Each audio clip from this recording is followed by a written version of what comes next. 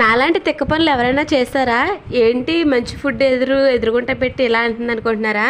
అదేంటో ఒకసారి చూసేయండి. నేనైతే బుల్లి కలర్ని అయితే కొత్తగా తీసుకున్నాను. అయితే ఇది యూజ్ చేస్తున్నాను. అయితే ఎప్పుడు మసాలా ఉల్లిపాయే కాకుండా నేను ఇంకా ఏమన్నా పిండి ఏదన్నా రుబ్బచ్చు అనేసి నేనైతే చేశానమాట.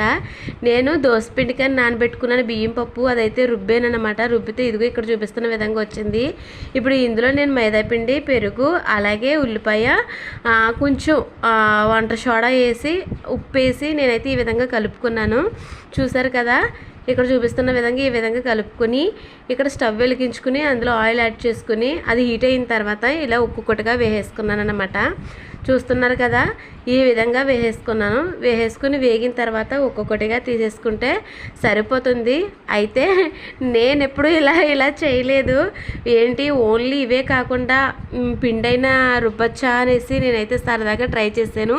మీరు ఎవ్వరు కూడా ఇలా చేయొద్దు, ఎందుకంటే నాకు ఈ పని అంతా అయ్యేటప్పటికి చాలా నీరసం అయితే వచ్చేసింది అనమాట. నాకు ఇక్కడ చూస్తున్నారు కదా, ఈ విధంగా వేగిన తర్వాత తీసేసి మళ్ళీ మిగిలిన పిండి కూడా వేసేస్తాను అనమాట. ఇవి కూడా తీసేసుకోవచ్చు.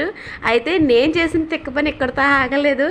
ఇవైతే ప్రిపేర్ చేస్తాను కదా, ఇందులోకి చట్నీ కూడా మరి ఉండాలి కాబట్టి మళ్ళీ నేను అదే రోటి తీసుకుని కలం తీసుకుని అందులోనే నేను చట్నీ కూడా ట్రై చేశాను అనమాట. ట్రై చేసి ఎప్పుడుకో రుబ్బగా ఇదైతే మెత్తగా పేస్ట్ అయింది. ఏ మాటగా మాట చెప్పాలి, ఇందులో రుబ్బింది కదా కమ్మగా రుచిగా చాలా బాగున్నాయి.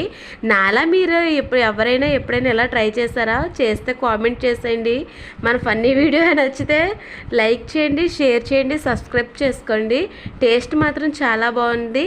ఇక్కడ నేనైతే మొత్తం అంతా ఆల్మోస్ట్ ప్రిపేర్ చేసేసాను. చూసారా, ఇప్పుడు ఇదంతా గిన్నెలోకి టర్న్ చేసేసుకుని ఇందులో కొంచెం వాటర్ యాడ్ చేసి నేనైతే మిక్స్ చేసేసి పెట్టానమాట. మా వారు కూడా చాలా బాగుందనేసి అన్నారు. మీకు నచ్చిందా? నిజంగా నచ్చితే లైక్ చేసి సబ్స్క్రైబ్ చేసి షేర్ చేసుకోండి. Thank you for watching. Bye bye.